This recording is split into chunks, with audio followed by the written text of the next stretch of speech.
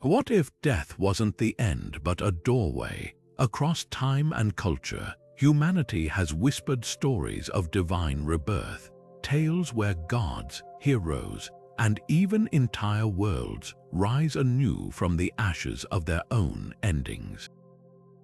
These aren't just myths, they're echoes of our deepest longing, to believe that destruction can give way to renewal, that even in the darkest night, dawn is waiting. From the phoenix's fiery resurrection to the cyclical dance of Hindu avatars, these legends stitch together a tapestry of hope so universal, it transcends borders and millennia.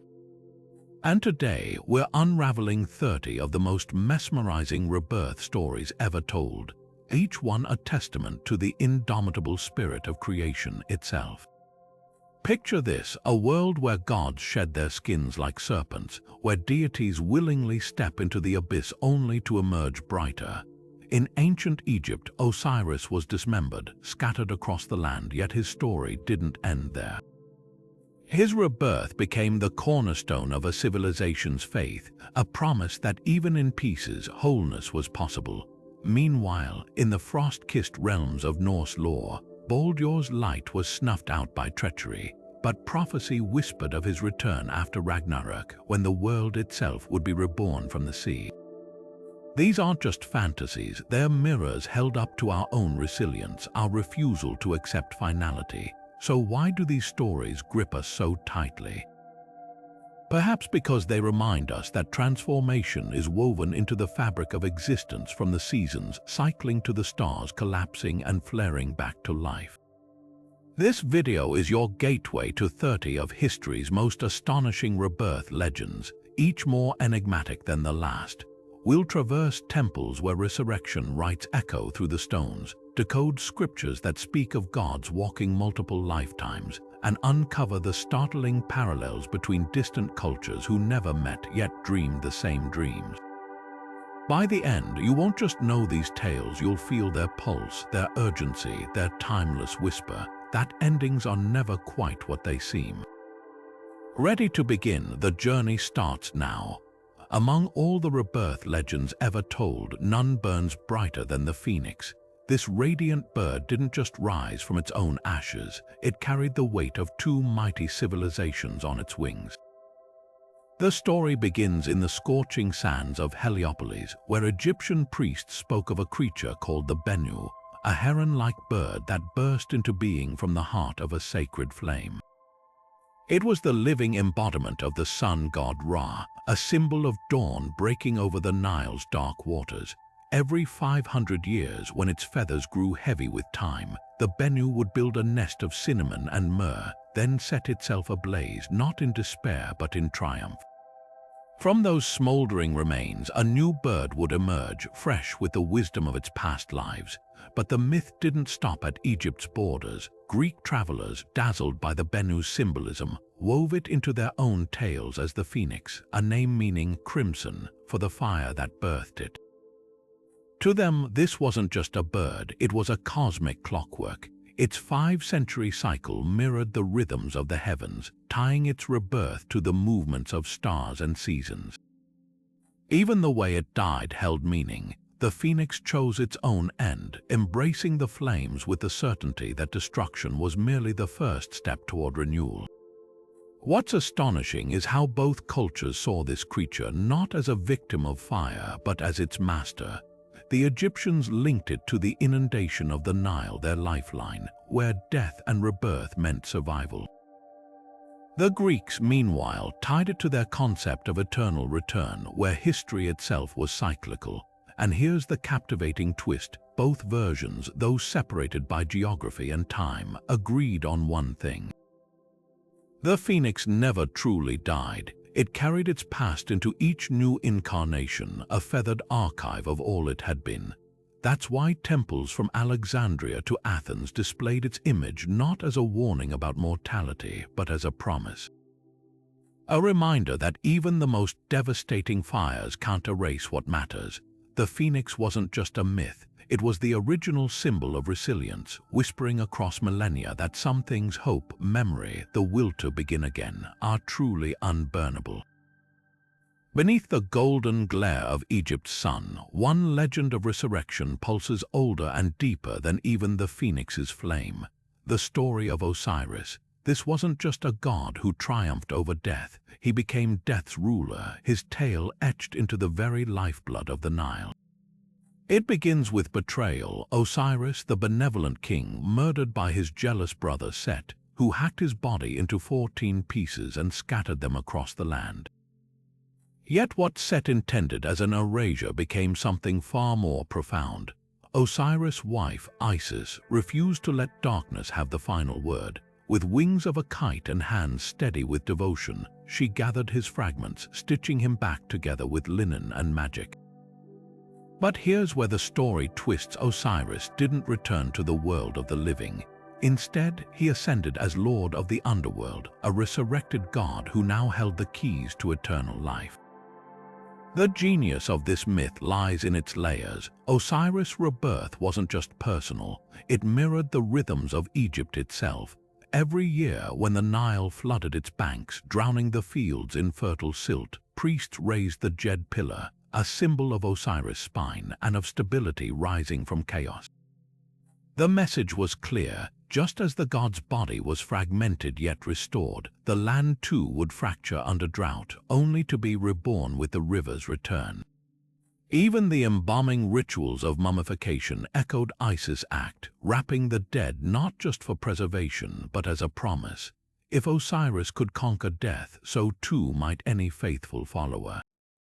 But Osiris' legacy stretches beyond tombs and temple carvings. His myth tapped into a truth that rattles the human soul, that destruction and creation are partners, not opposites. Set's violence didn't end Osiris, it transformed him, and that's why, thousands of years later, his story still grips us. In a world where we so often face our own fragmentations, loss, failure, grief, the resurrected God whispers that brokenness isn't the end. It might just be the raw material of what comes next. No god embodies the paradox of destruction and rebirth more vividly than Dionysus, the deity who entered the world not once but twice. His story begins in tragedy and fire, when the mortal princess Semele, pregnant with Zeus' child, was tricked into demanding to see the god's true form. Her mortal body couldn't withstand the divine radiance. She perished in flames, but Zeus snatched their unborn son from the ashes and sewed him into his own thigh, becoming both father and womb. From this second birth emerged Dionysus, already marked by death and renewal. Yet his trials had only begun. As a youth, the Titans, those primordial forces of chaos, tore him apart limb from limb, scattering his pieces like seeds across the earth. But just as vines rise from pruned branches, Dionysus returned, pieced together by his grandmother Re, or in some versions, reborn through Zeus' lightning. This violent cycle of dismemberment and resurrection wasn't just a personal ordeal. It became the heartbeat of his worship.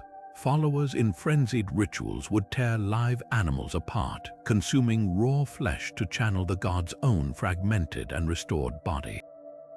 But here's what made Dionysus' cult so revolutionary. His rebirth wasn't solemn, it was ecstatic. Where Osiris offered solemn hope for the afterlife, Dionysus promised liberation in the here and now. His rites pulsed with wine, dance, and music, dissolving boundaries between self and other, human and divine. The intoxicating swirl of grapes mirrored his myth, the crushing of fruit yielding sweet release, fermentation turning decay into something transcendent. Even his followers, the Maenads, embodied this duality. Clad in fawn skins, they'd vanish into the wilderness, their wild dances blurring the line between destruction and creation, just as Dionysus himself had crossed between death and life. Perhaps that's why his worship thrived among outsiders, women, slaves, those society marginalized. In a world obsessed with order, Dionysus celebrated the chaos that precedes renewal. His festivals, like the Anthesteria, honored the dead while brimming with wine jars and masked revelry. The message was clear: rebirth isn't sterile or polite. It's messy, visceral, and alive with possibility. Even in his myths, where he descends to Hades to rescue his mother Semele, lifting her to Olympus as the immortal Thyone, Dionysus proves that endings can be undone. His story isn't just about coming back, it's about returning louder, brighter, and more defiant than before. In the cosmic rhythm of Hindu belief, gods don't merely return, they descend with purpose. Vishnu, the preserver of the universe, steps onto the earthly stage not once, but across vast ages, each rebirth tailored to the needs of a crumbling world. His avatars aren't just stories, they're cosmic resets where divinity wears mortal skin to restore balance. Consider Krishna, the eighth incarnation, whose very birth was a rebellion against darkness. Born in a prison cell to Devaki, the child god escaped the tyrant Kamsa's sword, whisked across the Yamuna River in the dead of night. But this wasn't just evasion, it was transformation. The infant who became the butter-stealing charmer of Gokul would one day stand on the battlefield of Kurukshetra, whispering the Bhagavad Gita's timeless wisdom, that even in destruction there's renewal. Krishna's story intertwines with Rama, Vishnu's seventh avatar, whose exile and return to Ayodhya after 14 years mirror the god's larger pattern. Rama didn't just reclaim his throne, he reforged Dharma itself, proving that righteousness could outlast even treachery. But here's what binds these incarnations: the Yuga cycle, Hinduism's grand clockwork of time. Each era, from the golden Satya Yuga to the shadowed Kali Yuga, demands a different kind of intervention. When justice weakens and chaos thickens, Vishnu doesn't simply reappear, he adapts. As Rama, he wielded a bow; as Krishna, a flute and philosophy. The means change, but the mission remains, to dismantle corruption so creation can breathe again. This isn't mythology, it's metaphysics in motion. The avatars reflect a universe that doesn't just decay, but recalibrates. Every descent of Vishnu is a masterclass in divine strategy. In Rama's age, evil wore the face of the demon king Ravana, demanding heroic warfare. By Krishna's era, darkness had slithered into human hearts, requiring subtler tools, dialogue, devotion, the reshaping of consciousness itself. And beneath it all thrums the certainty that no age is beyond repair. The wheel turns, the avatar arrives, and the world, though scarred, is never forsaken. Vishnu's rebirths aren't repetitions, they're revolutions, each one teaching that even when the night seems endless, dawn is already stirring in the divine blueprint. The mist-shrouded temples of Mesoamerica held a prophecy, one that still sends chills down the spine of history. Quetzalcoatl, the feathered serpent, wasn't just a god, he was a promise. His story begins with fire and sacrifice, a self-immolation so profound it bent time itself. According to Aztec lore, this deity of wind and wisdom cast himself into a pyre, his heart transforming into the morning star Venus. But this wasn't an ending, it was a celestial contract. As Venus cycled through the sky, disappearing and reappearing with mathematical precision, so too would Quetzalcoatl return, his rebirth tied to the cosmos. The brilliance of this myth lies in its duality. Quetzalcoatl wasn't merely a serpent or a bird, but both scales and feathers intertwined, embodying the tension between earth and sky. His name even whispered this balance: Quetzal for the emerald-plumed bird symbolizing the heavens, Coatl for the serpent weaving through the underworld. When he departed across the eastern sea, vowing to return in the year 1 read, his absence left a throne vacant and a people waiting. That's where history takes a razor-sharp turn. In 1519, when Spanish conquistador Hernán Cortés appeared on the eastern horizon in 1 read, his pale skin and naval arrival mirrored the prophecy so uncannily, Emperor Moctezuma hesitated. Was this the god reborn, or a cruel trick of fate? But Quetzalcoatl's roots dig deeper than mistaken identity. He was there at the dawn of the fifth sun, the current Aztec world age. Ancient codices recount how the gods gathered at Teotihuacan after 4 previous suns had been destroyed. To create light anew, Nanahuatzin, the humble pustuled god, leapt into the sacrificial flames and rose as the sun but without motion. It was Quetzalcoatl who gave his blood to set the sun moving, ensuring the cycle of days and nights. This wasn't just creation, it was resurrection through collaboration, a blueprint for how destruction and renewal could dance together. What makes Quetzalcoatl's legend so haunting is its unfinished edge. Unlike Osiris or Vishnu, whose returns were certain, his promised comeback hangs suspended between myth and history. The Aztec calendar stone, that mammoth sculpture of cosmic order, shows the four suns of past eras encircling the fifth, each one born from the ashes of the last. Quetzalcoatl's story threads through it all, a reminder that rebirth isn't just about returning but rebalancing. Whether as a wandering exile, a celestial beacon, or a misread omen, his legacy whispers that even the most devastating endings might just be the universe's way of clearing space for what comes next. Of all resurrection stories, none has reverberated through history like that of Jesus of Nazareth. The Passion narrative begins not with triumph, but with abandonment, betrayed by a disciple, denied by his closest followers, crucified under Rome's cold authority. Yet this very moment of apparent defeat became the fulcrum of Christianity's rebirth theology. The empty tomb wasn't just a plot twist, it was a cosmic declaration. When Mary Magdalene and the other women arrived at dawn that Sunday, the stone rolled away revealed not a body but absence. Angels whispered, "He is not here," and in that emptiness an entire faith found its cornerstone. But the resurrection stories that followed were anything other than simple victory laps. Jesus appeared to his followers in fragments, a gardener mistaken for a stranger by Mary, a figure on the road to Emmaus who vanished the moment he was recognized, a voice calling across Galilee's shores at daybreak. These weren't theatrical reveals, they were encounters steeped in mystery where recognition flickered in and out like candlelight. Even Thomas, the disciple who demanded physical proof, was met not with rebuke but invitation. "Put your finger here, see my hands." The wounds remained, transformed from marks of death into portals of belief. This resurrection wasn't just about one man's return, it rewrote the rules of existence itself. Early Christians seized on baptism as the tangible echo of this miracle. Immersion in water wasn't mere ritual cleansing, it was participation in Christ's death and rebirth. Paul's letters hammer this home. "We were therefore buried with him through baptism into death, in order that, just as Christ was raised from the dead, we too may live a new life."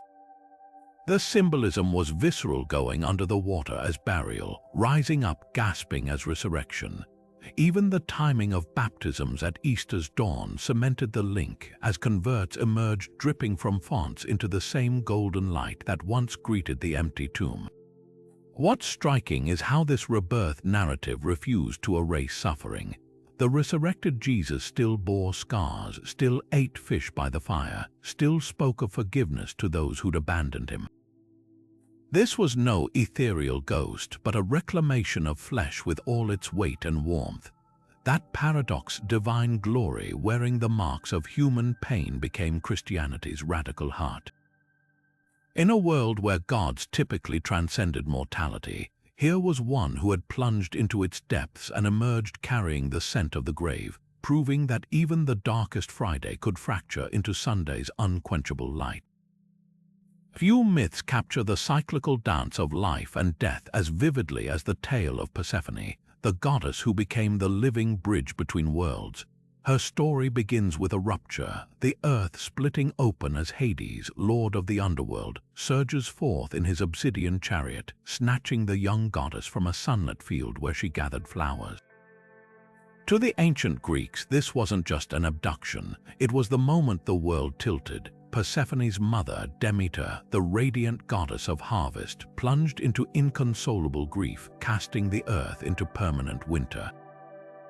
Crops withered, rivers froze, and humanity teetered on the brink of starvation until Zeus intervened, negotiating Persephone's partial return. But here's where the myth takes its profound turn. During her underworld captivity, Persephone had consumed 6 pomegranate seeds, a seemingly small act that bound her to Hades' realm for 6 months each year. Those seeds weren't just fruit, they were fate itself. In ancient symbolism, pomegranates represented both fertility and the inescapable pull of the afterlife, their blood-red juice mirroring the cyclical nature of existence. Every autumn, when Persephone descends, Demeter's sorrow blankets the earth in frost.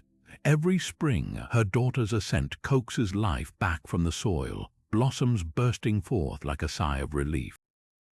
This wasn't mere poetry, it was the Greeks' way of explaining why seasons existed, why the land slept and woke in endless rhythm. But Persephone's myth runs deeper than agricultural allegory. Her dual existence, queen of the dead by winter, bringer of life by summer, made her the heart of the Eleusinian mysteries, secret rites celebrated for nearly 2,000 years. Initiates who underwent these rituals emerged with an unshakable belief in life beyond death, their terror of mortality softened by the goddess's example. Unlike other resurrection tales, Persephone's journey wasn't a one-time miracle but an eternal negotiation between light and shadow. She didn't conquer death, she mastered the art of moving through it, proving that darkness could be both prison and throne. What makes her story so enduring is its raw honesty. Persephone isn't merely rescued, she's transformed. By partaking of the underworld's fruit, she claims agency, becoming neither victim nor conqueror but something far more nuanced, a sovereign of thresholds. Her myth doesn't offer easy answers about life after death. Instead, it paints rebirth as a delicate balance where every return carries the imprint of what was endured below. The pomegranate seeds, sticky and sweet, remind us that renewal isn't about erasing the past, but weaving it into what grows next. Buddhism reimagines rebirth not as a cosmic wheel to escape, but as a classroom where every life is a lesson. The Dalai Lama lineage stands as one of history's most meticulous systems of divine return, each incarnation identified through a sacred treasure hunt. When a Dalai Lama passes, monks scrutinize visions from oracles, decode cryptic poems left by the previous incarnation, and search for boys who exhibit uncanny familiarity with the late Lama's belongings. The current Dalai Lama, Tenzin Gyatso, as a toddler, reportedly picked out his predecessor's ritual items from a lineup of identical objects, whispering, "It's mine." But the Tulku system isn't about mere repetition, it's about continuity with purpose. These aren't random souls cycling through samsara, they're enlightened beings who voluntarily return, like a teacher stepping back into the classroom to guide the next generation. Contrast this with the Jataka tales, where the Buddha's past lives, over 500 of them, reveal a gradual refinement of wisdom. In one life, he's a selfless hare who leaps into a fire to feed a starving ascetic. In another, he's a noble elephant king who gives his tusks to a hunter to spare his herd. Each story is a stepping stone, showing how compassion and detachment polish the soul across lifetimes. Unlike Hinduism's samsara, where rebirth is governed by karma's impersonal ledger, Buddhist rebirth orbits around intention. The Dalai Lama doesn't come back because he must, but because he chooses to, a bodhisattva delaying nirvana to serve others. The brilliance lies in how these threads intertwine. The Jataka tales map the Buddha's path from raw virtue to enlightenment, while the Tulku system shows what happens after enlightenment, when wisdom no longer needs to evolve but becomes a torch passed onward. Tibetan monks even use a ceremonial lottery with golden dice to confirm reincarnations, blending divine mystery with meticulous protocol. It's a dance between the cosmic and the concrete, where rebirth isn't just a doctrine but a living practice, written in the fingerprints of children who somehow remember. What sets Buddhism apart is its focus on awakening rather than escape. Hindu moksha shatters the rebirth cycle entirely, but the bodhisattva, whether in Jataka fables or the Dalai Lama's lineage, turns rebirth into a tool. Like a doctor who keeps returning to a plague-stricken village, these enlightened ones don't flee the wheel, they spin it forward, proving that the most profound rebirth isn't of the body, but of the chance to lift others up. Balder the Shining was the kind of god even enemies couldn't help but love, radiant as summer sunlight glinting off a fjord. His mother Frigg, foreseeing disaster, extracted oaths from every plant, animal, and stone never to harm him, making Balder seemingly invincible. But myths, like life, have a way of slipping through loopholes. The trickster Loki, sensing an opening, discovered Frigg had overlooked one insignificant sprout, mistletoe. What happened next wasn't just tragedy, it was cosmic irony at its sharpest. At a gathering where gods gleefully hurled weapons at Balder for sport, watching them bounce harmlessly away, Loki handed the blind god Hertha a dart tipped with that overlooked sprig. The moment it struck, Balder crumpled, and all of Asgard froze in disbelief. Even the golden boy wasn't untouchable.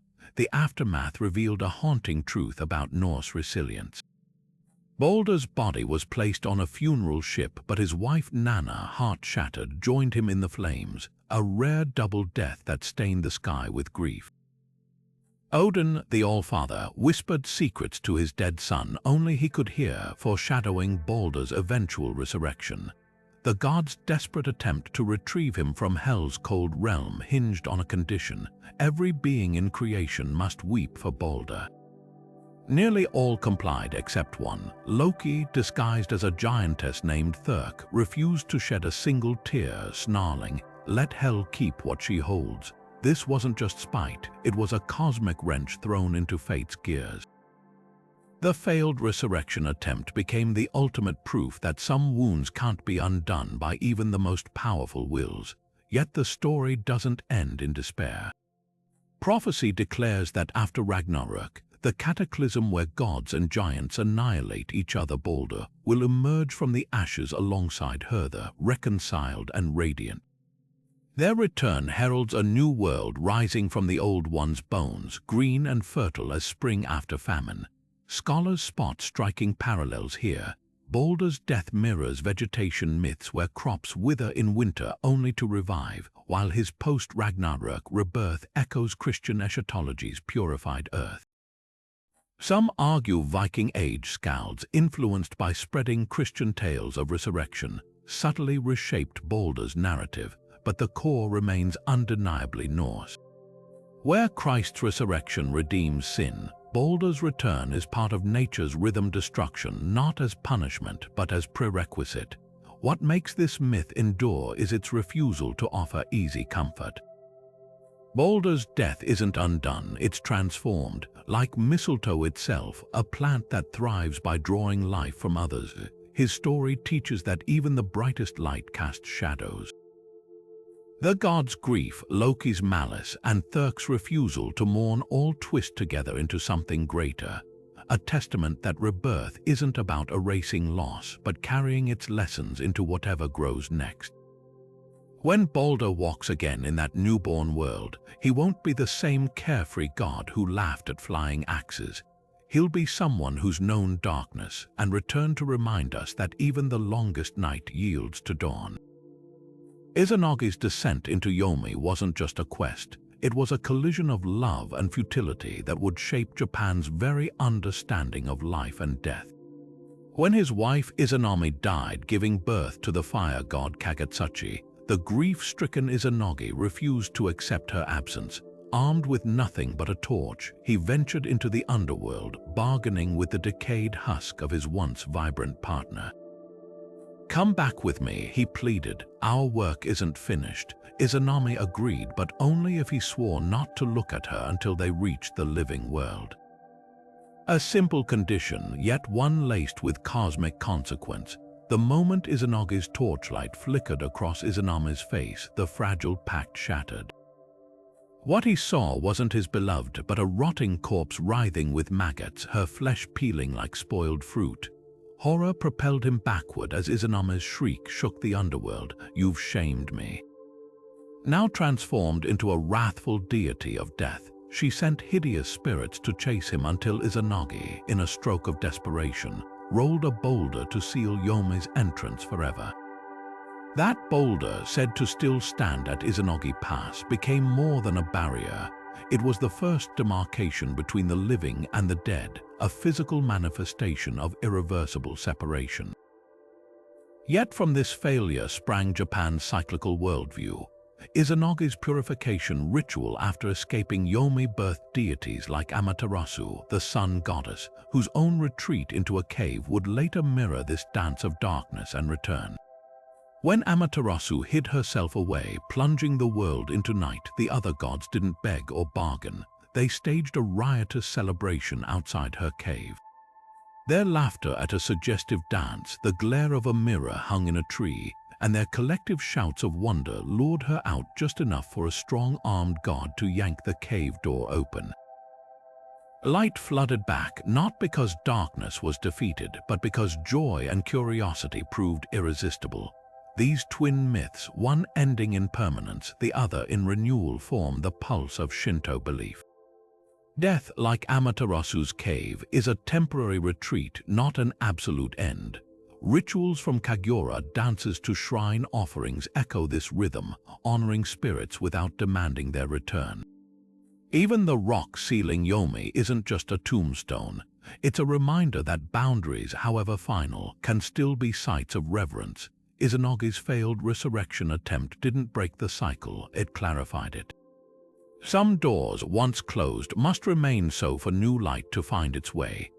Deep beneath the streets of ancient Rome, in candlelit caves where the air hung thick with the scent of blood and incense, soldiers and merchants knelt to receive a baptism unlike any other, bull's blood pouring over them as they emerged reborn.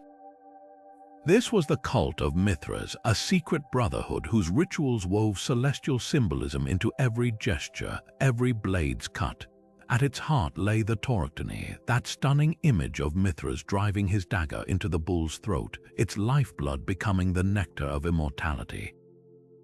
But this wasn't mere slaughter, it was alchemy. The bull's death carried echoes of creation itself, its spilled blood birthing vines and wheat, its tail transforming into stalks of grain, its final breath summoning the scorpion, dog, and serpent as witnesses to the sacred exchange. What made Mithraism so magnetic were its layers of initiation, each step mirroring the soul's ascent. New members entered as Korax, the raven, feasting symbolically on the bull's flesh like scavengers at a battlefield. Through 7 grades of revelation lion, Persian, Heliodromus, they inched closer to Pater, the father, who alone grasped the cult's deepest mysteries. Underground Mithraea, designed like cosmic caves, plunged initiates into perpetual twilight, their ceilings painted with stars tracing the path of the Sol Invictus, the unconquered sun. When devotees finally underwent the blood rite, lying naked in a trench as the bull's sacrifice flowed above them, they weren't just cleansed, they were rewoven into the fabric of the universe. The brilliance of Mithraic symbolism lies in its celestial choreography. The bull Mithras slays isn't random, it's the constellation Taurus, and his knife strikes precisely where the sun's path crosses the moon's, the celestial gate where souls were believed to pass between realms. Even the timing of the cult's grandest rituals at the winter solstice tied the god's victory to the sun's rebirth when days began lengthening again. Sol Invictus wasn't just a companion to Mithras. The two deities shared crowns, their images often fused, as if to say light and salvation were twin faces of the same force. Yet for all its grandeur, Mithraism thrived in shadows. Unlike the public spectacles of imperial cults, its power stemmed from exclusivity, men only, no written doctrines, initiation by experience alone. When Christianity rose, branding Mithras a demonic imitation of Christ, the cult didn't fight back with sermons. It let its symbols speak, the shared themes of sacrificial blood, resurrection, and a December 25th birthday weren't coincidences but rival answers to humanity's oldest hunger, the hope that death might be a threshold, not an end. The Mithraea crumbled, but their legacy lingers in the quiet persistence of an idea, that sometimes the deepest truths are found not in daylight, but in the sacred dark where bulls die and men wake up new. Adonis was the god who made even Aphrodite weak in the knees, a mortal so devastatingly beautiful that the goddess of love herself intervened to cheat death on his behalf. But this wasn't just a love story, it was a dance between the knife's edge of passion and the inevitability of decay. Born from the myrrh tree after his mother, Princess Mirha, was transformed by the gods as punishment for her taboo desire, Adonis entered the world already marked by metamorphosis. His very origin sprung from aromatic resin, a substance both sacred and funerary, hinted at the duality that would define his myth, life and death intertwined like vines around a sapling. Aphrodite, smitten, hid the infant Adonis in a chest and entrusted him to Persephone, queen of the underworld, a decision that would unravel like fate's own loom. Persephone too fell under his spell, refusing to return him. The ensuing divine custody battle was settled by Zeus, who decreed Adonis would spend 1/3 of the year with each goddess and the final third wherever he chose. He picked Aphrodite, of course, but the arrangement created a rhythm as reliable as the seasons, lush summers above ground, barren winters below. His cyclical migration between realms didn't just mirror the growth and withering of crops, it became their very heartbeat. Then came the boar, whether sent by a jealous Ares or Artemis furious at his hunting prowess, the beast gored Adonis in the thigh, his lifeblood soaking the earth where crimson anemones sprang forth. These fragile blooms, petals trembling at the slightest breeze, became his floral signature, nature's own elegy written in scarlet. But here's where the myth deepens. The anemone's habit of closing at night and reopening at dawn echoed Adonis' own shuttling between worlds, a daily rehearsal of his grander cycle. Women across Greece honored him in the Adonia, a festival as riotous as it was sorrowful. They planted gardens of Adonis, fast-sprouting seeds in shallow pots that wilted under the summer sun, then climbed rooftops to wail as the plants withered, their voices tearing through the heat. Critics called it mere pageantry, but the ritual's genius lay in its embrace of ephemerality.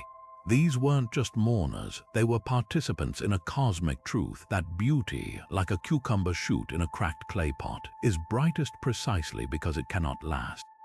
What sets Adonis apart from other dying and rising gods is his lack of grandeur. Osiris became a king of the dead, Dionysus erupted back with ecstatic force. Adonis simply returned, season after season, his resurrection as quiet as a sprout nudging through frost. His power wasn't in conquest but in surrender to the earth, to the cycle, to love's insistence that even the briefest life can seed eternity. When the women of Athens scattered his petals to the wind each spring, they weren't just commemorating a death. They were proving that some returns don't need fanfare, just the relentless, whispering turn of the world.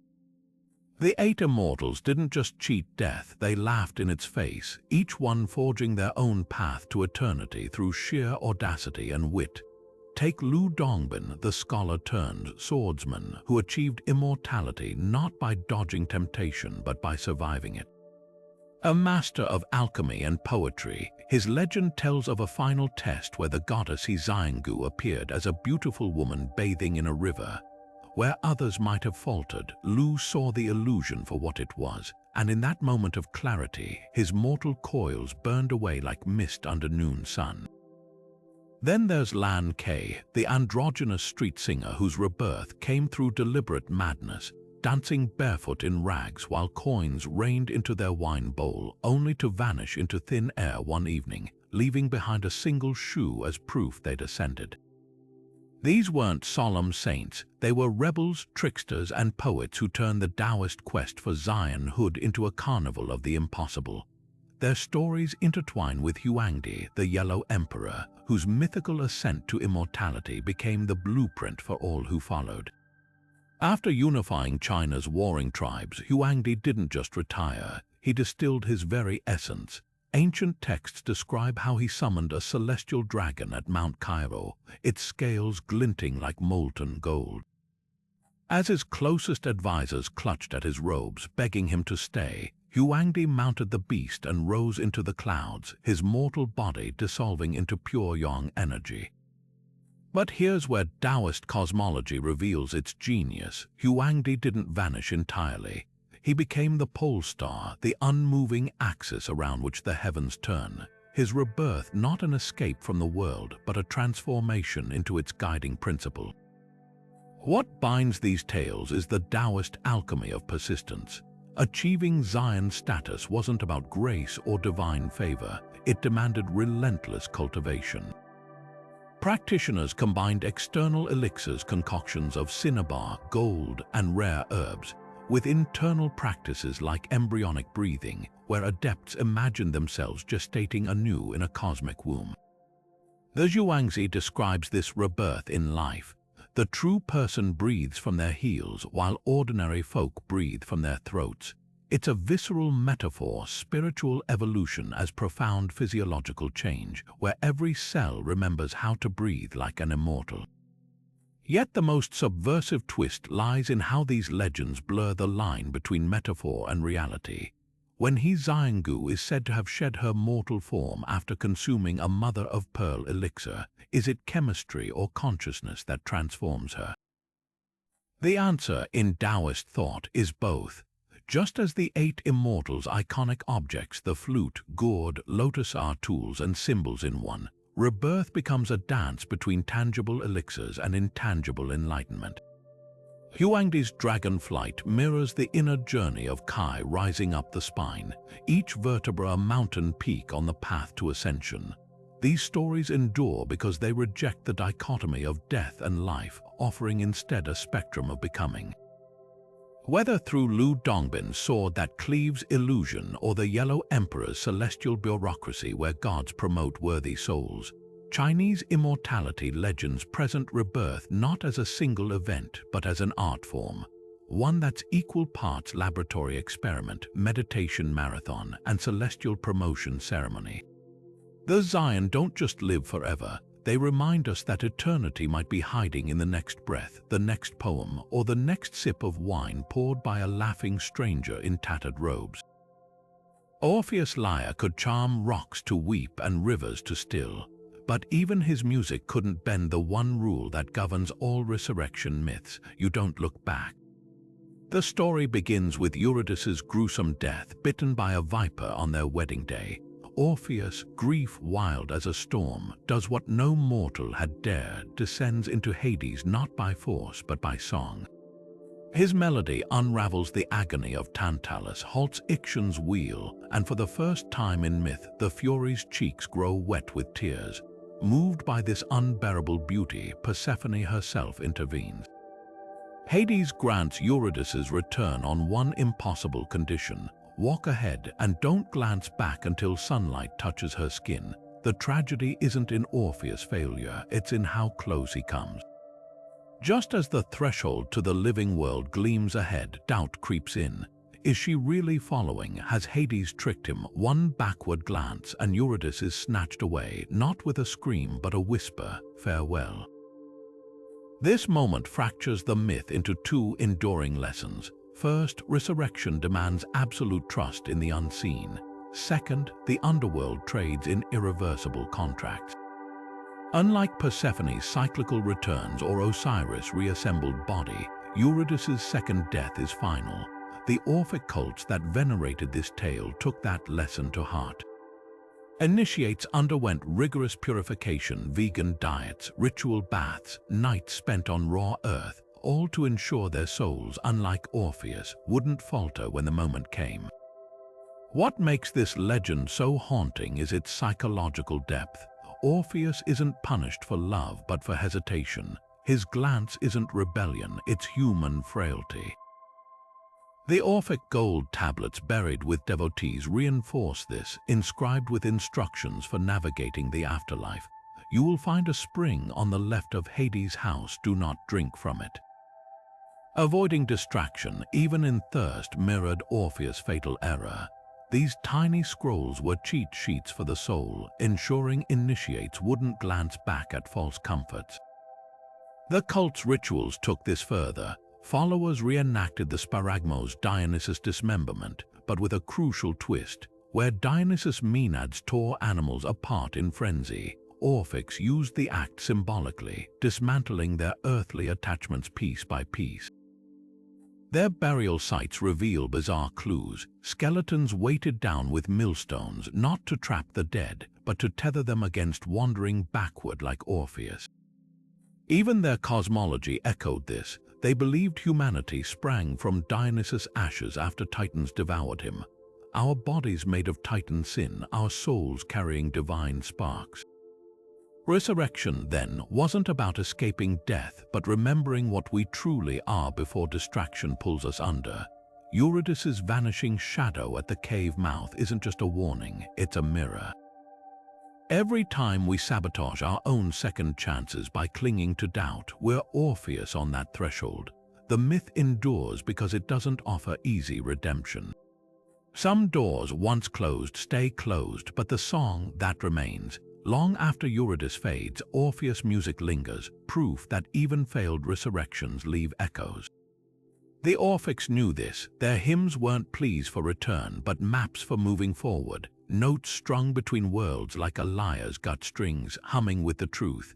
Not all who descend are lost, and not all who turn back are damned, are just human.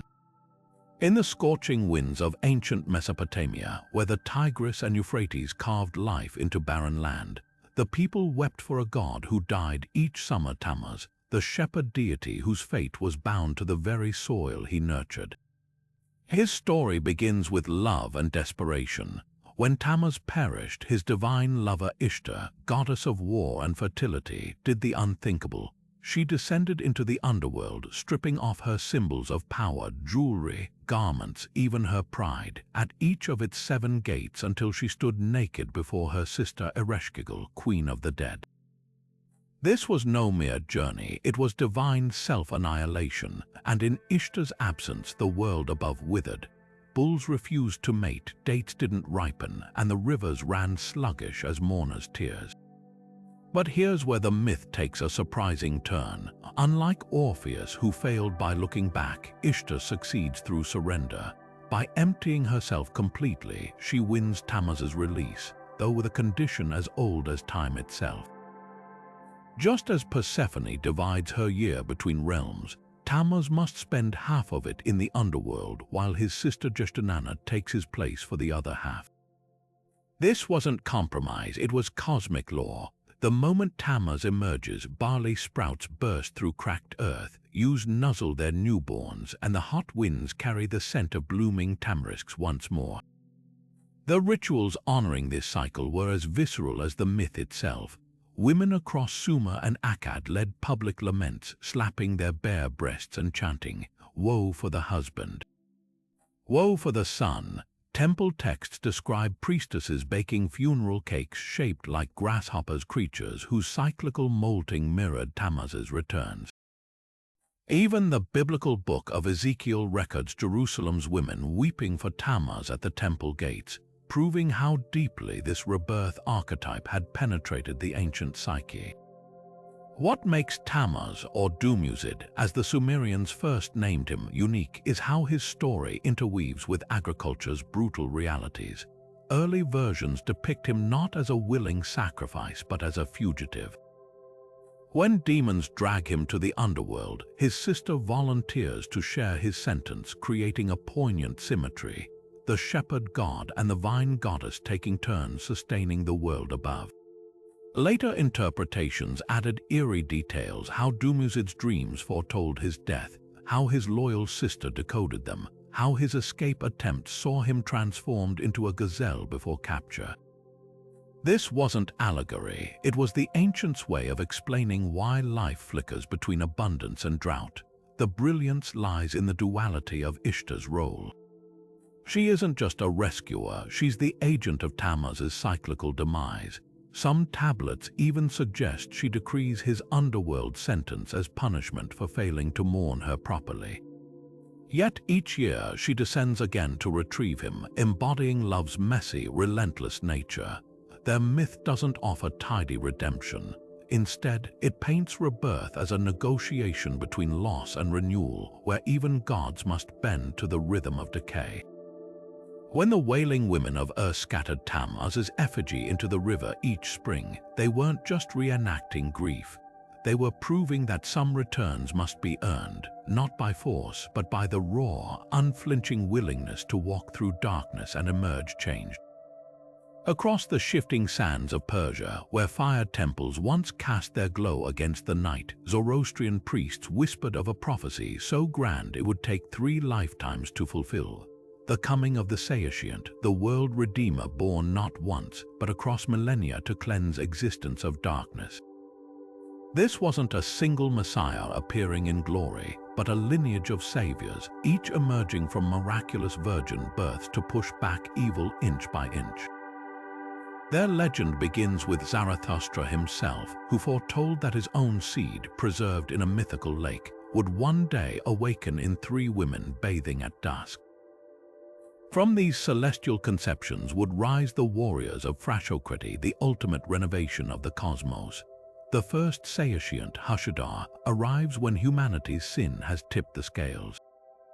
Born to a maiden who drinks from the lake where Zarathustra's essence lingers, he inaugurates an age where sickness dwindles and crops flourish without tending. Yet this is only the opening act. A millennium later, Hashadama appears, heralded by the sun halting in the sky for 30 days. His reign banishes hunger entirely, wheat grows tall as forests, and men shed their weapons like outgrown skins. But the true crescendo comes with Astvat Ireta, the final Saoshyant, whose birth splits the world like a thunderclap.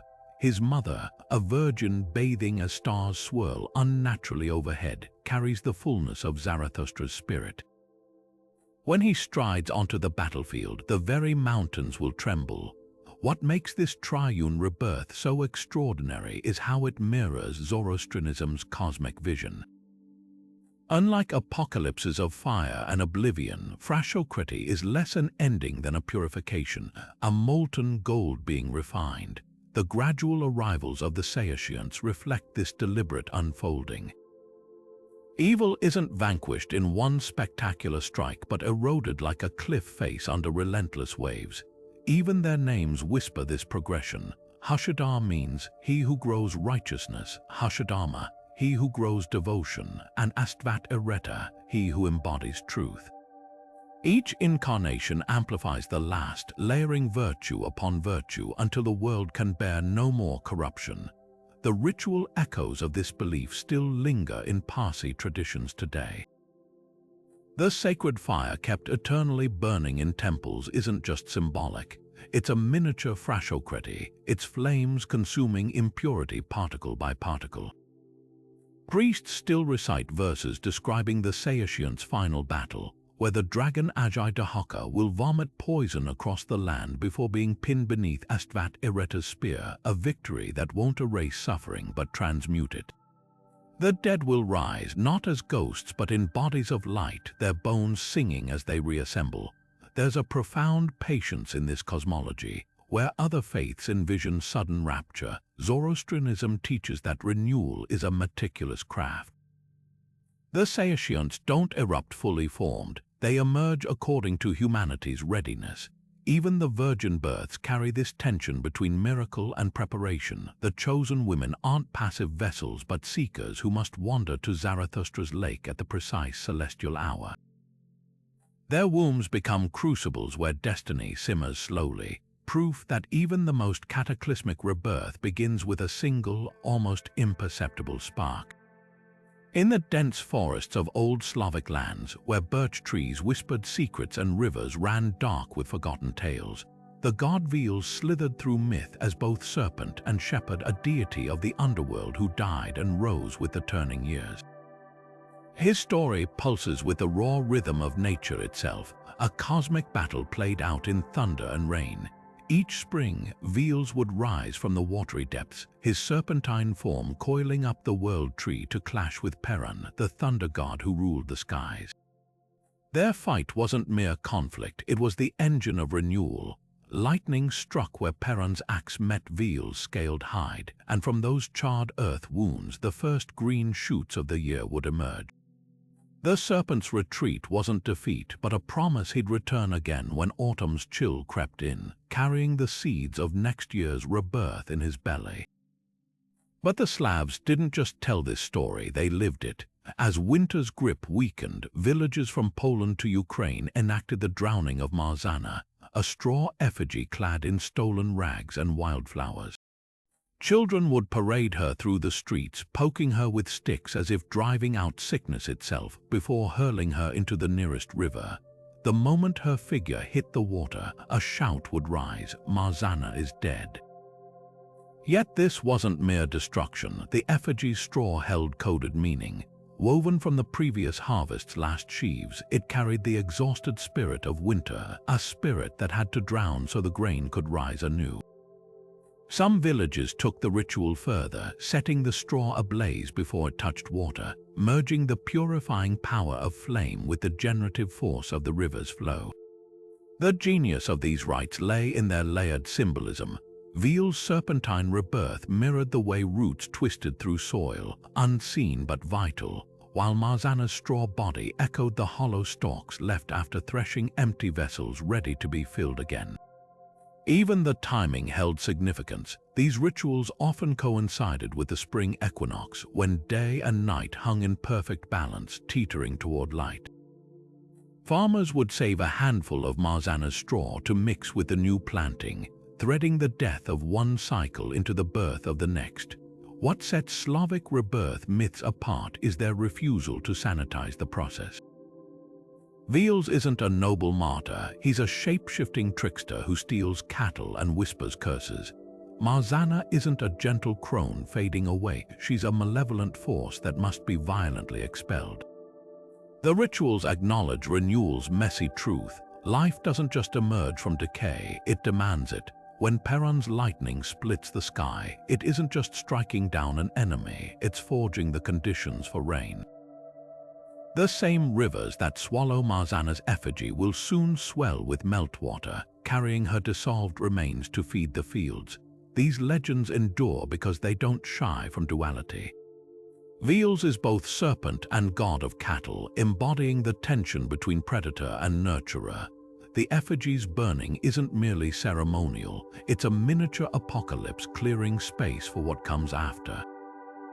Even the world tree that anchors this cosmology, its roots in Veal's wet underworld, its branches in Perun's stormy heavens, isn't just a symbol. It's a living map of how death and rebirth aren't opposites, but partners in an endless, necessary dance. When the villagers sang as Marzanna floated away, they weren't just celebrating winter's end. They were affirming the oldest truth of all, that every ending is already beginning in disguise. Maui wasn't just a trickster, he was a thief of fire, a snatcher of the sun, and the only demigod brash enough to try stealing immortality itself from the jaws of death. His most audacious scheme began with a question whispered across Polynesian voyaging canoes: why must humans die?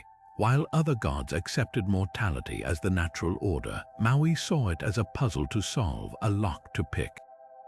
His target was Hainui Te Po, the great goddess of night and death, whose obsidian teeth lined a vagina that doubled as the gateway to the underworld. According to Maori tradition, Maui hatched a plan to crawl inside her sleeping body, carve out her heart, and exit through her mouth, literally reversing the path of death to gift humanity eternal life. The moment this quest unravels is as grotesque as it is profound. Maui gathered his loyal band of birds, fantails, robins, and puakawaka with strict instructions, remained silent as he shrunk to microscopic size and entered the goddess. But as he slid between her thighs, one bird couldn't contain its laughter at the absurdity of the sight. Hainui Te Po awoke, her thighs clamping shut like a vice, crushing Maui between rows of jagged teeth. His blood stained the dawn sky crimson, and his shattered remains became the first sacred fire rocks scattered across the Pacific. What makes this failed resurrection attempt so pivotal is how it explains the world as Polynesians knew it. Maui's death didn't just end his quest, it cemented the boundaries between life and death. Hein Nui Tipo's victory ensured humans would remain mortal, but Maui's partial success left echoes. The fantail's chirping became a permanent warning cry, its tail forever splayed in panic. The demigods spilled blood, infused certain stones with tapu, or sacred power, explaining why Maori priests used them in rituals to commune with ancestors. Even the goddess herself transformed, no longer just a destroyer, but a guardian who greets the dead with the same embrace that crushed Maui, her role now balanced between terror and mercy. The brilliance of this legend lies in its layered teaching.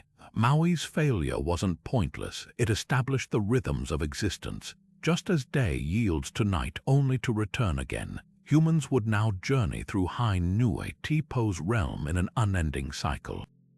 Some versions even suggest Maui's spirit lingered as a patron of fishermen and navigators, his daring immortalized not in victory, but in the perpetual tension between ambition and limit.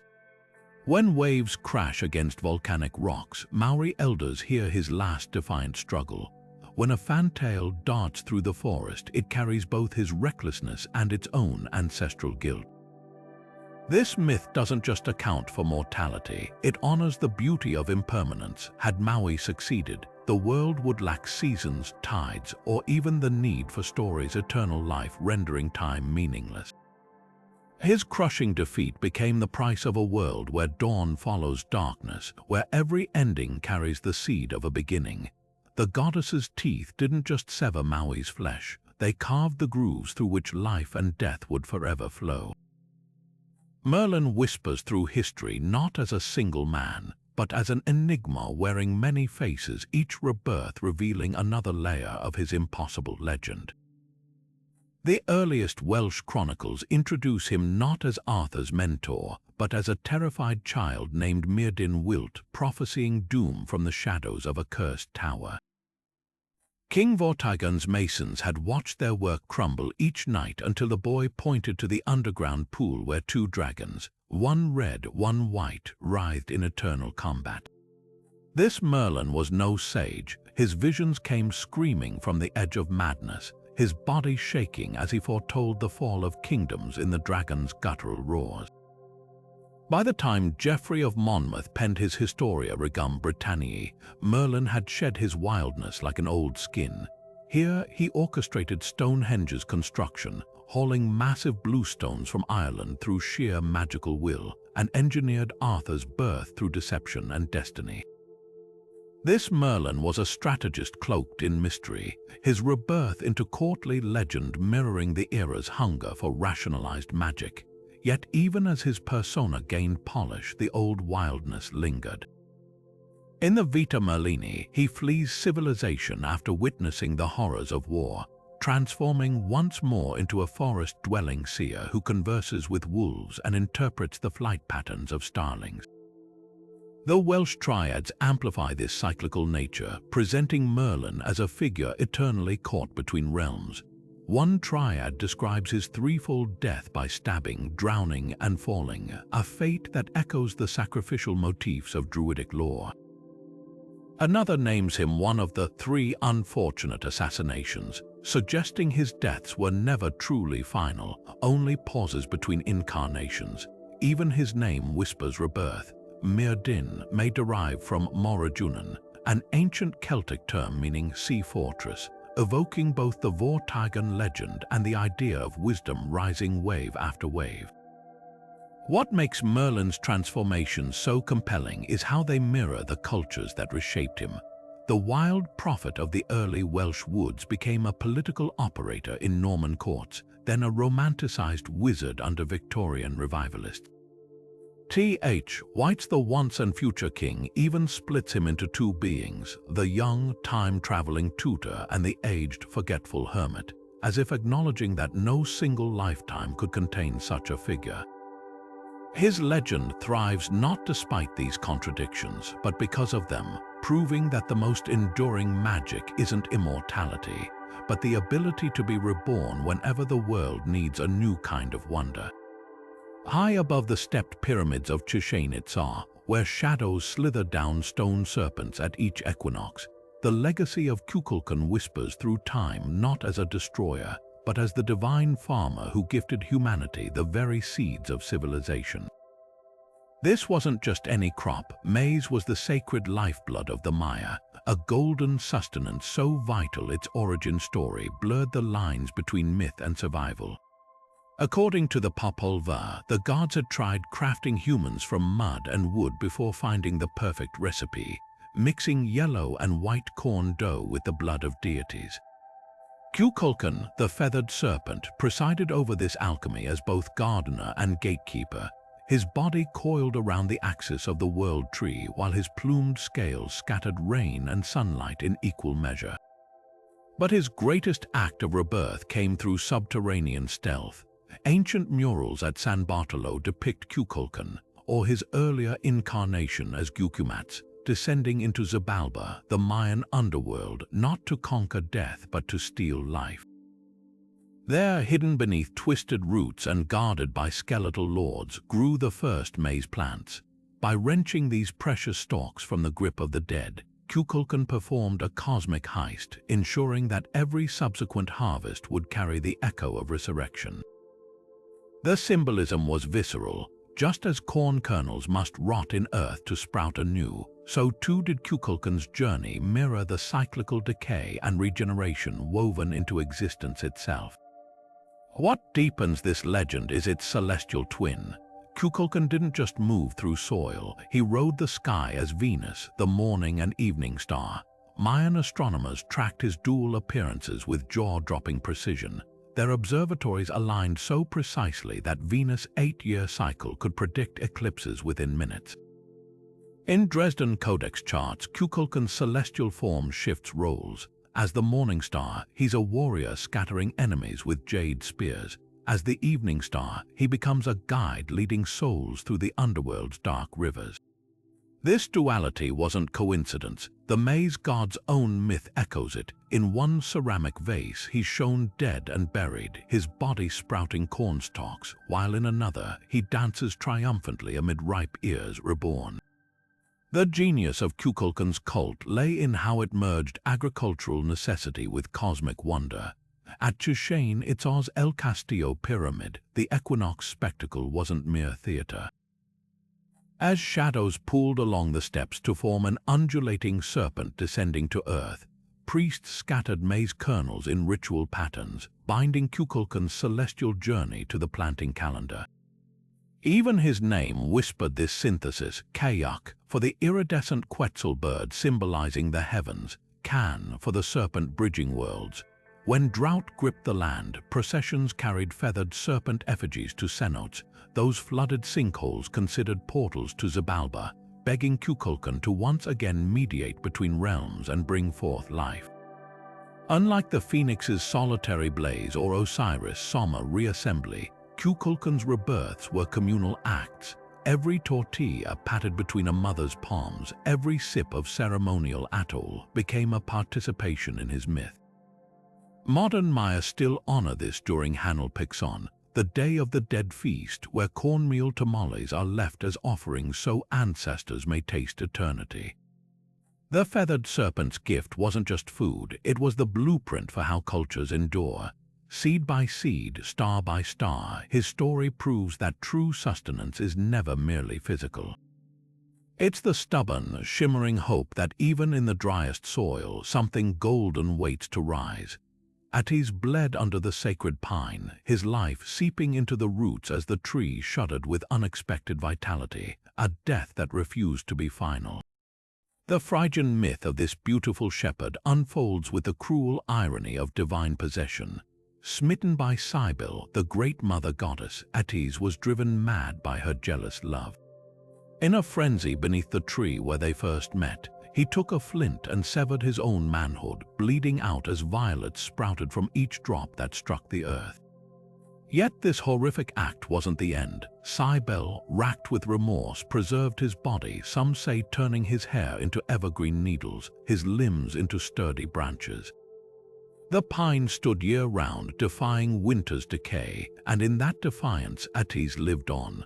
The rituals honoring this paradox were as visceral as the myth itself. Each spring, during the Hilaria festival, Cybele's priests, the galley recreated Atti's sacrifice in gruesome detail. New initiates, drunk on sacred wine and the rhythm of pounding drums, would castrate themselves with obsidian blades, offering their blood to fertilize the earth just as Attis had.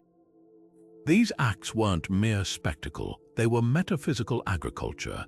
The galley, now neither male nor female but something transcendent, became living bridges between death and renewal. Their wailing processions through Roman streets, tossing their severed flesh onto doorsteps like cursed seeds, forced the city to confront nature's brutal truth that growth demands surrender. What makes Atti's story so unnervingly potent is its inversion of expectations. Unlike Osiris or Tammuz, who are passive victims resurrected by lovers, Atti's rebirth emerged from his own violent agency. His self-destruction wasn't just tragic, it was generative. The pine, evergreen and unyielding, became his resurrected form, its resin symbolizing both the tears of the goddess and the lifeblood of the land. Roman celebrants would cut down a pine each March 22nd, wrap it in linen like a corpse, then adorn it with violets and carry it to Cybele's temple. 3 days later, the trunk was unveiled not as a dead thing but as a vessel. A priest would shout, "He has risen," and the crowd's grief shattered into revelry, their fasting broken with honeyed milk and wine, proof that despair could curdle into joy. The parallels to other resurrection myths are striking, yet Atti's cult carved its own path. Where Christ's crucifixion promised eternal life, Atti's mutilation embodied cyclical return. Early Christian writers even accused his followers of blasphemous imitation, pointing to the timing of Easter and the Hilaria's March celebrations, but the deeper truth lies in the pine's secret language. Unlike the showy blooms of Adonis anemones or the golden sheaf of Osiris wheat, the evergreen whispered a subtler promise. Endurance isn't about dramatic returns, but the quiet refusal to wither. When the galley donned their saffron robes and braided their long hair, they weren't just mourning a dead god. They were becoming his living roots, proof that even the most brutal cuts could give way to something that never stops growing. On the windswept plains where the Lakota people once tracked the thunder herds, a sacred prophecy hums through generations, the promise of white buffalo calf woman's return. Her first visitation was no ordinary encounter. Emerging as a radiant figure in white buckskin, she gifted the people the chanunpa, the sacred pipe, its bowl carved from red stone symbolizing the earth, its wooden stem reaching skyward like a prayer. Before vanishing into a swirling white buffalo, she vowed to come back when the world teetered on the edge of imbalance, her rebirth heralded by the rare birth of a white buffalo calf. These calves, like Miracle in 1994 or Yellow Medicine Dancing Boy in 2012, send tremors through native communities, not just as biological anomalies, but as living emblems that renewal is woven into the fabric of time itself. The buffalo's transformation from sun-bleached bone to thunderous herd mirrors this cyclical hope. Lakota winter ceremonies like the Wanagi Wachipi or spirit-keeping ritual stretch over 4 days and nights, their songs pulling the departed back for one final embrace before release. Dancers don buffalo skulls, their hooves stamping rhythms that shake frost from the earth, enacting the moment when white buffalo calf woman's promise will manifest, not as an ending but as a rebalancing. Every strand of sinew tying the chanunpa's stem to its bowl becomes a metaphor.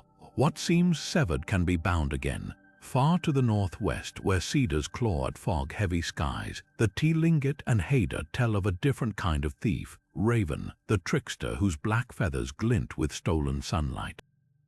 In one version, he shrinks himself into a pine needle, floating into the daughter of the sky chief's drinking gourd. Reborn from her womb as a dark-eyed child, he whines and wails until she lets him play with the boxes holding the stars, moon, and sun. The moment his hands close around the radiant orb, he bursts through the smoke hole in his true form, scattering light across the land like seeds. This wasn't just theft, it was cosmic midwifery, Raven tearing open the darkness so life could quicken. The solstice ceremonies honoring this act are masterclasses in symbolic rebirth. During the Tiak W Oni, or Raven's Dance, masked performers vanish into swirling furs, only to re-emerge clutching carved copper suns, their polished surfaces catching firelight to mimic dawn's first blush. What's striking is how these rituals invert expectations. Unlike the phoenix's solitary blaze or Osiris' solemn reassembly, Raven's stolen light demands communal participation. Each dancer's drumbeat, each shuffled step in worn moccasins, becomes a stitch in the fabric of perpetual return. Even the regalia whispers this truth. Raven's beak is often hinged, snapping open and shut with the rhythm of a world inhaling and exhaling light. These legends share a profound through-line. Rebirth isn't passive, but seized through cunning or earned through devotion. White buffalo calf woman's pipe teaches that ceremony is the loom where destruction gets rewoven into wholeness. Raven's flight proves that sometimes dawn must be stolen back piece by piece from those who hoard it. When Tlingit elders scatter eagle down during solstice rites, they're not just retelling a myth, they're replaying the moment when darkness fractured and the world once more chose to turn toward the light. Gilgamesh's hands trembled as he clutched the thorny plant, its roots still dripping with the sweat of his labor, its leaves pulsing with the promise of eternity. After clawing through the ocean's abyss to uproot it from the seabed, after outwitting serpents and surviving the crushing weight of his own grief for Enkidu, he'd done the impossible. But as he knelt by a freshwater spring to wash the herb's dirt from his palms, the world laughed in his face. A snake, drawn by the scent of immortality, slithered from the reeds and stole the plant in one swift gulp, shedding its skin before his eyes as proof of the stolen prize.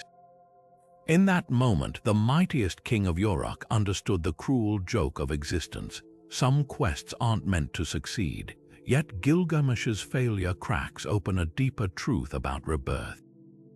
Utnapishtim, the flood survivor who gifted him this bitter wisdom, embodies an alternate path, not cheating death but transcending it through legacy.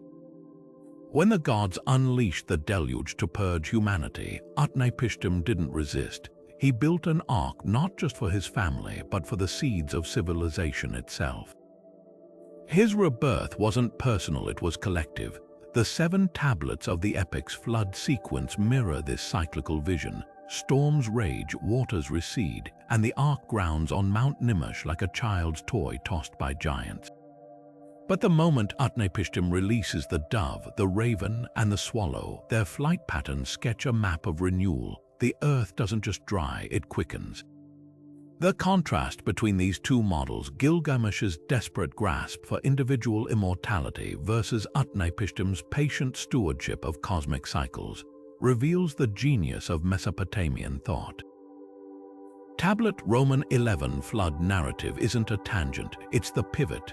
The old man's tale forces Gilgamesh to confront a paradox. True rebirth isn't about halting time but riding its currents.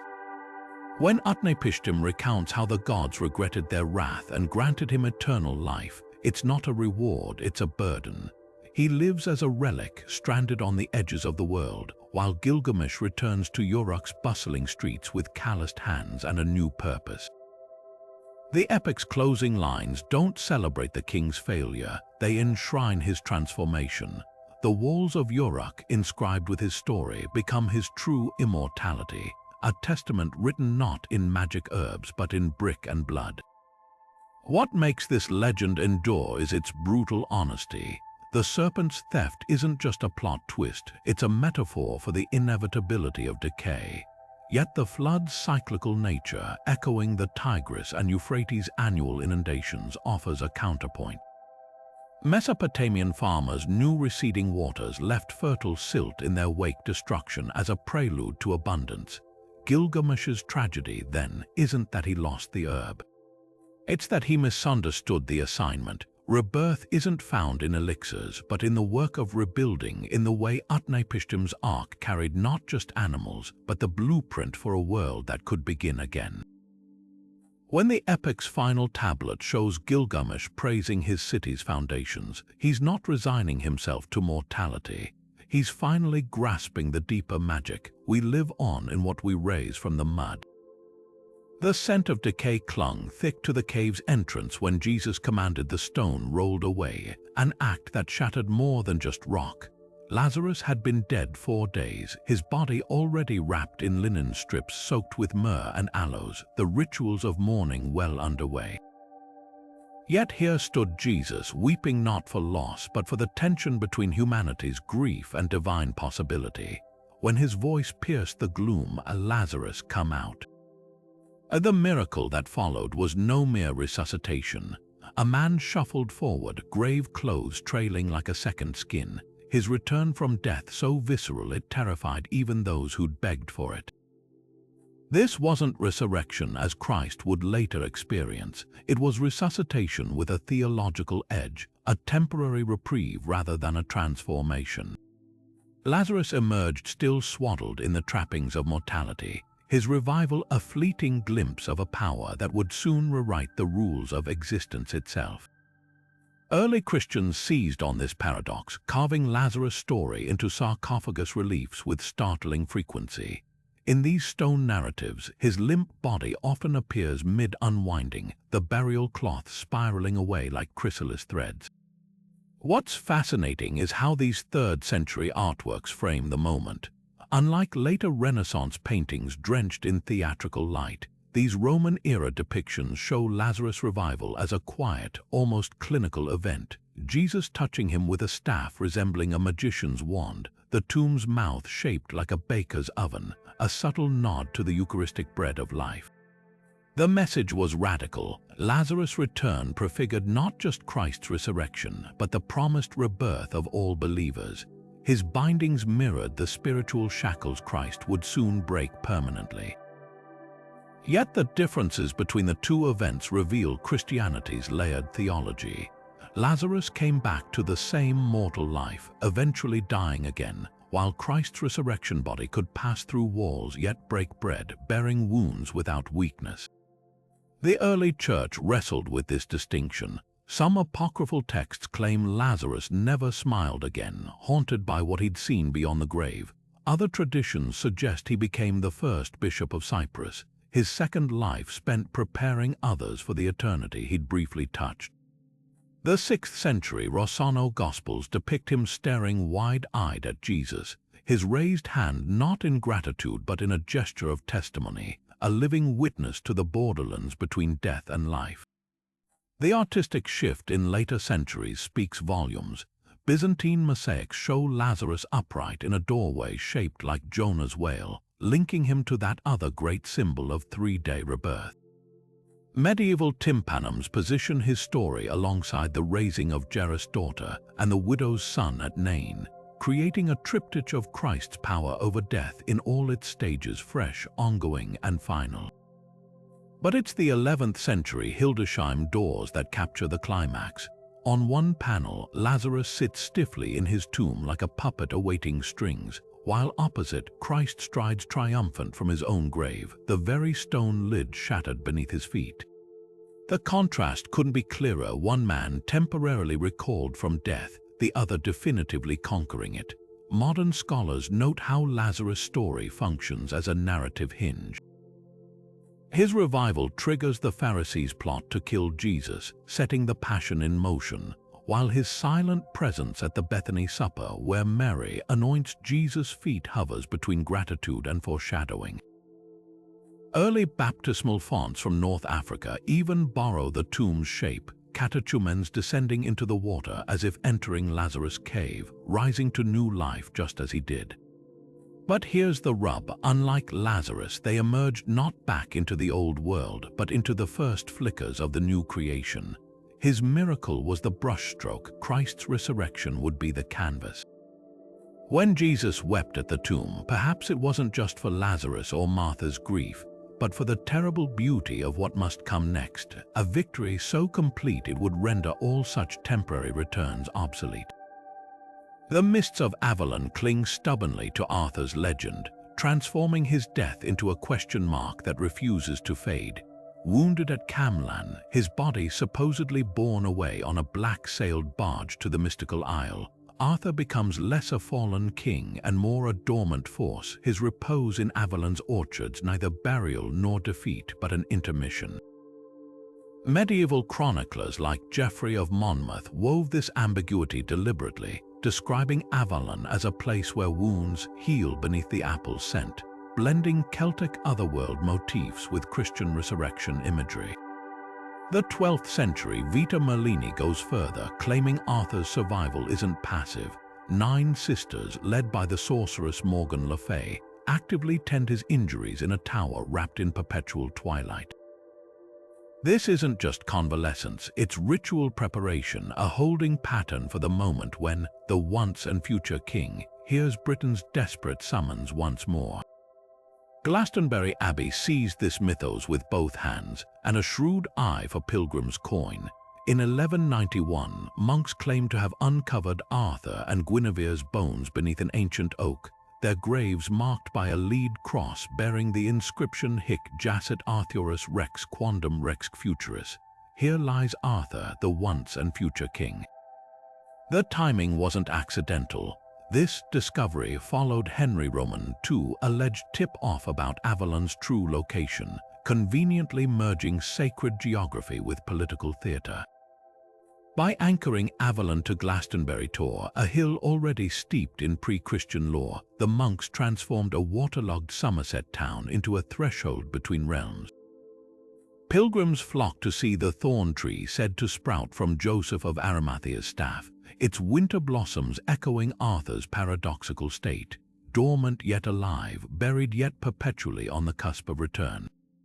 The brilliance of Arthur's rebirth legend lies in its elasticity. Welsh triads spoke of his resting place as Unis of Falach, an island of apple trees untouched by time. French romances reimagined Avalon as a fairy kingdom where Morgan, half-sister and healer, wielded herbs plucked from the moon's own garden. By Mallory's Le Morte d'Arthur, the myth had absorbed chivalric urgency, with knights like Percival catching glimpses of a silver-armored Arthur sleeping in a crystal cave, his sword Excalibur pulsing like a heartbeat. Each iteration tailored his return to contemporary anxieties, whether Norman rulers legitimizing their reign through British law or Tudor propagandists recasting Arthur as a proto-Protestant hero. Even the Glastonbury fraud, likely orchestrated to quash Welsh rebellions by proving Arthur's death, couldn't stifle the deeper truth: people needed him unburied.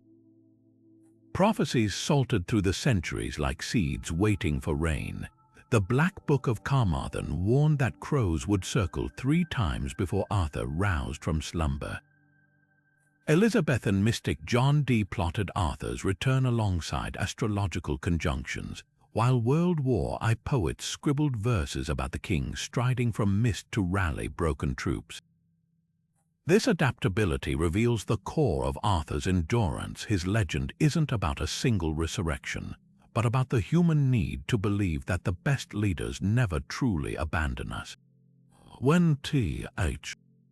White's The Once and Future King reimagined him as a weary idealist schooling a young Lancelot, it wasn't nostalgia.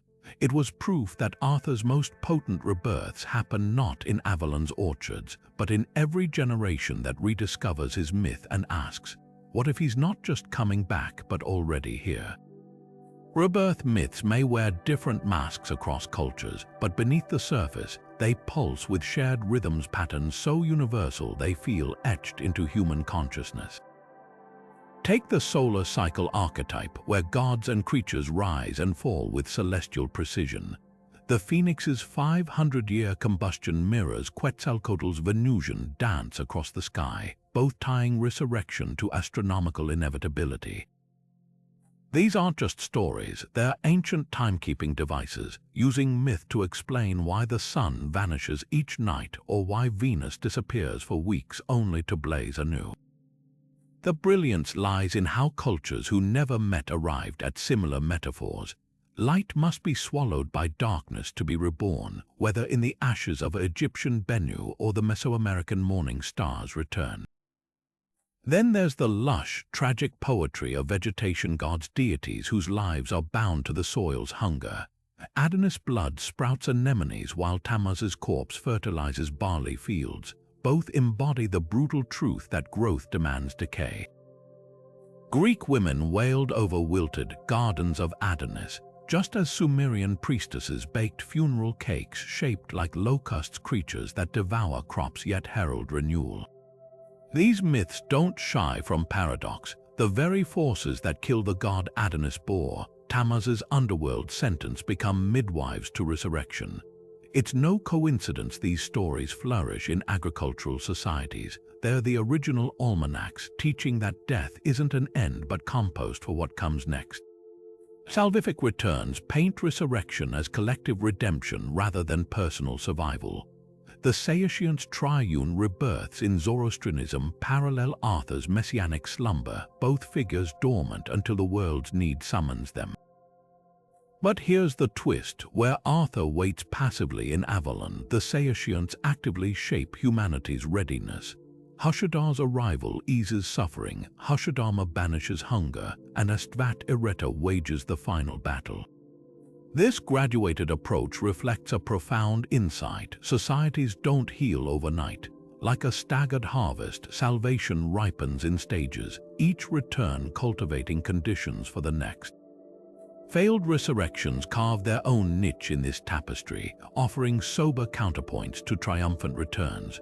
Orpheus' backward glance and Gilgamesh's stolen herb expose the limits of mortal defiance.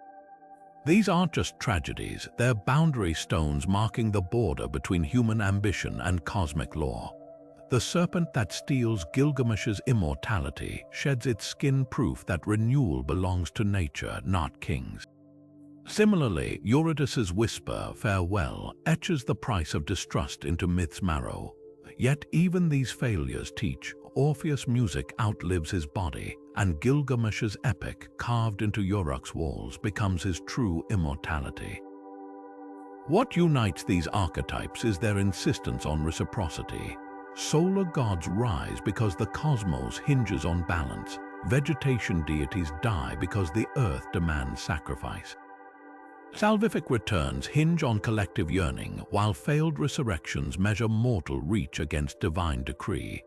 Whether through Phoenix fire or Arthur's sword, these stories whisper the same truth. Rebirth isn't an event but a conversation, a negotiation between what's lost and what insists stubbornly on rising again. Carl Jung saw myths not as primitive stories, but as X-rays of the human psyche, each resurrection tale revealing our deepest fears and yearnings imprinted on the collective unconscious. His concept of the rebirth archetype pulses through these legends like a subterranean river, surfacing in eerily similar patterns across cultures. In Jung's analysis, Osiris' dismemberment and reconstitution mirrors the psyche's fragmentation during trauma and its slow reassembly through healing. The phoenix's fiery death isn't just a bird's fate, it's the universal human experience of ego dissolution. That terrifying yet transformative moment when old identities burn away to make space for new growth.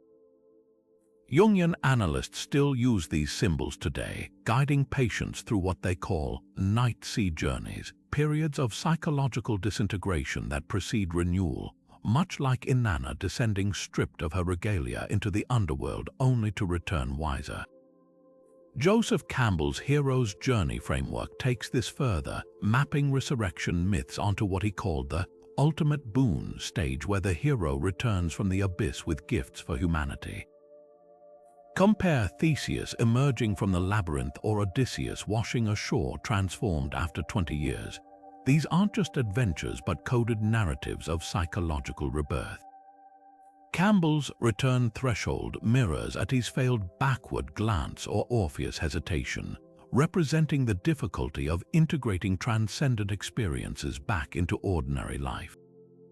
Modern storytellers unconsciously echo these patterns, from Neo's resurrection in The Matrix to Mona's symbolic death, and return from T. Feti's realm, proving these archetypes still shape how we narrate transformation. Near-death experiences (NDE) offer perhaps the most startling modern parallels to ancient rebirth myths. When cardiac patients describe floating toward celestial light or hearing a being say, "It is not yet your time," their accounts uncannily mirror the Bardo Thodol's descriptions of intermediate states between death and rebirth. The common NDE motif of life review, where one relives every action with heightened empathy, resembles the Egyptian weighing of the heart against Maat's feather, a judgment not of punishment but of profound reckoning. Even the tunnel of light, so frequently reported, aligns with Kukulkan's serpentine path between worlds, or the Yoruba concept of the ancestor's journey through the dark river before rebirth. Psychologists like Bruce Grayson note how these NDEs frequently spark lasting personality changes, increased compassion, reduced materialism, mirroring initiatory rebirth rituals from Eleusis to contemporary vision quests. The difference: where ancient cultures ritualized these transitions, modern individuals stumble upon them clinically, yet the outcomes remain strikingly similar. Lives reoriented toward service, fear of death diminished, and a newfound sense of cosmic connection. This suggests resurrection myths may be less about literal belief and more about mapping the mind's deepest capacities, proof that whether through myth, ritual, or sudden trauma, human consciousness keeps rediscovering the same transformative pathways. Jung called this phenomenon the collective unconscious grammar, a set of psychological patterns as fundamental as language structures. From Tibetan Buddhists navigating the Bardo to ICU patients recalling NDEs, the recurring motifs, light, judgment, return, hint that rebirth stories aren't just cultural artifacts. They're the psyche's native tongue for processing radical change. When we weep for Tammuz or thrill to Arthur's promised return, we're not just hearing stories. We're rehearsing again and again the most hopeful script our species has ever written, that no matter how deep the fall, the story isn't over until the hero rises. Superhero stories are the modern pantheon where resurrection plays out in spandex and CGI. When Superman died in 1992's The Death of Superman comic arc, the cultural tremor rivaled ancient lamentations for Osiris. His iconic return, emerging from a regeneration pod like a Kryptonian butterfly from a cocoon, wasn't just a plot twist, it was a secularized Easter story for the comic book faithful. But DC's Man of Steel is far from alone. Marvel's Phoenix Force, that cosmic firebird resurrecting Jean Grey, mirrors the Bennu's cyclical rebirth so precisely it's hard to miss the archetypal blueprint. Even Batman's Dark Knight Returns arc plays with messianic imagery, his emergence from a cave after years of absence, Gotham's criminals whispering fearful rumors of his return like disciples awaiting a second coming. What's fascinating is how these tropes mutate across cultures. In Japanese manga, characters like Dragon Ball's Shenron or Attack on Titan's Titan shifters embody Shinto concepts of cyclical renewal, where death is less an endpoint than a recharge station. Political arenas have become unwitting revival grounds for ancient resurrection motifs. Argentina's Peronist movement latched onto Eva Perón's posthumous cult, her embalmed body paraded like a saintly relic before vanishing for decades, only to re-emerge as a symbol of resistance. In the US, comparisons between Abraham Lincoln and the log cabin to White House mythology echo Huangdi's ascent to immortality, transforming mortal leaders into timeless ideals. Contemporary figures like South Africa's Mandela or Ukraine's Zelensky don't just lead, they're framed as resurrected avatars of national identity, their survival against impossible odds recast as collective rebirth. The symbolism is often overt. When Zelensky stood in Borodianka's rubble wearing a bulletproof vest stamped with "I'm Ukrainian," the image distilled 1,000 Tammuz laments into a single defiant tweet, a people rising from ashes again. Environmental movements have weaponized regenerative symbolism with startling potency. The Green New Deal's branding deliberately echoes FDR's post-Depression rebirth, while indigenous led movements like standing rock frame pipeline resistance as water protectors, channeling white buffalo calf woman's promise. In Brazil's Amazon, the Yanomami people perform rituals where shamans die and return with ecological prophecies, their visions fueling legal battles against deforestation. Even corporate sustainability campaigns lean into this lexicon. Patagonia's "We're in business to save our home planet" slogan might as well be a modern-day Jed pillar, positioning commerce as an instrument of planetary resurrection. The digital realm has birthed its own peculiar rebirth rituals. When Twitter users jokingly declare "delete your account" as social media's equivalent of ritual death, they're unwittingly recreating Ati's self-annihilation. Online subcultures speak of main character energy and glow-ups as secularized rebirth narratives, where a TikTok makeover video mirrors Dionysus' transformation from dismembered prince to god of ecstasy. Video games codify this through mechanics. Dark Souls' Bonfire respawns or Fortnite's Reboot vans offering players literal second chances, their avatars reassembled like Osiris' linen-wrapped limbs. These modern retellings reveal an uncomfortable truth: we haven't outgrown myth. We've just swapped temple carvings for Twitter threads and initiation rites for viral challenges. The Hunger Games Mockingjay pin carries the same symbolic weight as the Phoenix amulets buried with Roman soldiers, both talismans whispering the same hope, that no matter how many times the system tries to burn you down, you'll rise singing. The mediums change, but the message remains written in the oldest ink humanity knows: the stories we tell ourselves about darkness, dawn, and the stubborn refusal to stay dead. The axolotl, a creature straight out of myth, thrives in Mexico's murky canals with a biological superpower. It can regrow entire limbs, spinal cords, even parts of its heart without scarring. This isn't just healing, it's biological alchemy, as if the salamander whispers to its own cells, "Begin again." Starfish perform similar feats, their dismembered arms sprouting new bodies like Hydra reborn. These real-world resurrections mirror the phoenix's fiery renewal, yet with a crucial difference. Where myths attribute rebirth to divine magic, science reveals it as coded in DNA. The axolotl's genome holds secrets to cellular reprogramming, a process that, if unlocked, could revolutionize human medicine. Imagine a world where amputees regenerate limbs as effortlessly as Ati's violets spring from bloodied earth. The line between myth and laboratory grows thin when nature itself outdoes our oldest stories. Quantum physics adds another layer to this dialogue between ancient tales and modern knowledge. The first law of thermodynamics states energy cannot be created or destroyed, only transformed, echoing Osiris' fragmented body reconstituting into something new.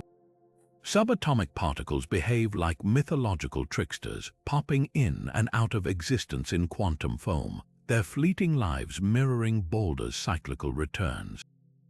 Even the concept of quantum entanglement, where particles remain connected across vast distances, resonates with Isis gathering her husband's scattered pieces, proving that separation might be an illusion. Some theoretical physicists speculate consciousness itself could be a form of energy transfer, sparking debates about reincarnation's potential scientific basis. While these parallels remain poetic rather than proven, they reveal how humanity's oldest questions about renewal persist at the frontiers of science. Cosmology offers the grandest stage for rebirth narratives. The Big Bounce theory posits our universe emerged from the collapse of a previous one, expanding and contracting in an endless cosmic breath. This isn't just Ragnarok's fiery end yielding to a green new world. It's mathematics suggesting existence itself might be cyclical. Black holes, those celestial maestros of destruction, might also seed creation. Their singularity points where physics as we know it breaks down could birth white holes spewing matter into new realities. The Hindu concept of Brahma's days and nights, universes forming and dissolving with each exhale of the divine, finds eerie kinship with multiverse hypotheses. Even the cosmic microwave background, that afterglow of the Big Bang, reveals patterns some theorists interpret as bruises from a prior universe's collapse. Yet for all these tantalizing overlaps, a fundamental tension remains. Mythology frames rebirth as meaningful, whether Balder's return heralding renewal or the Saotians' arrivals restoring justice. Science, by contrast, presents cycles as mechanistic. Axolotls regrow limbs not through will but biological imperative. Universes bounce because physics demands it. This dichotomy raises profound questions. Does the universe merely recycle, or does it remember? When an axolotl regenerates, does it recall the lost limb, or is each regrowth a blank slate? The answer might lie in the middle. Epigenetics shows trauma can leave molecular scars passed across generations, a biological echo of ancestral memory. Quantum information theory suggests data might survive black hole evaporation, a cosmological version of the soul's persistence. Perhaps the most stunning truth is this: our oldest myths and newest science are storytelling in different dialects, both wrestling with the same awe, that existence against all odds finds ways to begin again. From the phoenix's ashes to Arthur's slumber in Avalon, these 30 legends span continents and centuries, yet they pulse with the same heartbeat. Whether it's Osiris reassembled in Egypt's golden halls or the Saotians' threefold return in Zoroastrian prophecy, humanity's stories of rebirth are less about defying death than affirming a deeper truth: that destruction is never the final word.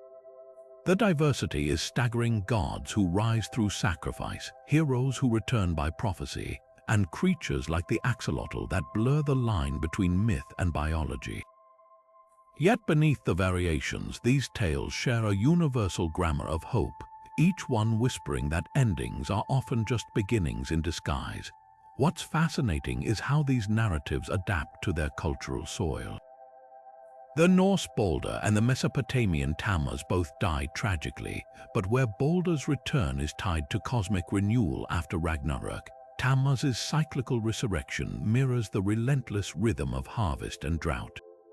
White buffalo calf woman's promised return speaks to a world out of balance, while Dionysus's dismemberment and rebirth revel in chaos as a creative force. These aren't just contrasting details, they're proof that every culture molds the rebirth archetype to reflect its deepest fears and highest aspirations. The Greek Persephone's divided year and the Maui's fatal ambition both explore the cost of renewal, asking whether transformation requires surrender or defiance. Yet for all their differences, these legends converge on a single, aching question: how do we face the inevitable? Whether through Attis's evergreen pine or Jesus's empty tomb, the answer always leans toward stubborn vitality. Even in failure, Gilgamesh's stolen herb, Orpheus's backward glance, the attempt itself becomes a testament to our refusal to accept finality. Modern science and storytelling haven't changed this. Superhero resurrections and quantum physics alike echo the same yearning, proving that our need to believe in second chances is wired into us as deeply as breath. So here's the challenge these myths leave us with: which resurrection story speaks to you now? Is it the phoenix blazing back on its own terms, or Quetzalcoatl, whose promised return became a historical reckoning? Maybe it's the quiet persistence of the axolotl, regenerating in the shadows, or the Dalai Lama's deliberate rebirths, where enlightenment chooses to return as service. The beauty of these tales is that they're not relics, they're mirrors. However you answer, one thing is certain: the next chapter of this ancient story is yours to write. What will you resurrect?